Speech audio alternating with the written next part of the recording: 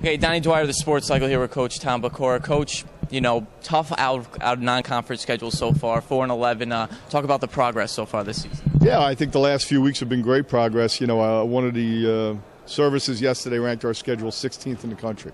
We have no right playing that kind of schedule with this young a team, but playing one of our first 11 at home obviously made it very difficult for us. And then some injuries, but that's behind us. We've played well the last few weeks. And now we get to play some home games. Half of the remaining schedule, obviously the A-10 schedule, will have some home games here at Rose Hill.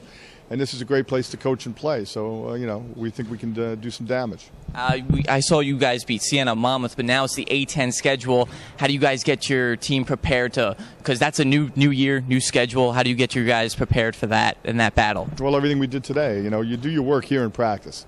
When the game comes, you make a couple adjustments, but it's the work you do every day in practice, and it's really getting this group to mature. That's the key for us. Chris Gasson, our lone senior, Brandon Frazier, our lone junior, did log a lot of minutes. So these young guys have really got to step up and mature, and if we're going to have some success in conference, they're going to have to start playing like veterans. And I know that was a tough out-of-conference schedule. You kind of set it up that way. How do you think the teams responded to those 15 games so far? Well, we didn't set it up. It kind of changed in midsummer on us. We didn't think we would play that many away, but when it did, there's nothing you can do about it. You got to play the games. I think some of the guys were rattled by it, especially the young guys. You bring freshmen in, and they've had success on every level they've played. They've never lost that many games, especially 3-4 in a row on occasion. So, we had to keep them pumped up. Part of coaching is keeping them motivated and not letting them drop their heads. So it's been a challenge. I'm not going to lie to you, but I think they've responded well. We had individual meetings with all the guys yesterday, which we do monthly or so, and their spirits were good. I think they're excited about getting the A-10 going, and obviously excited about not traveling quite as much.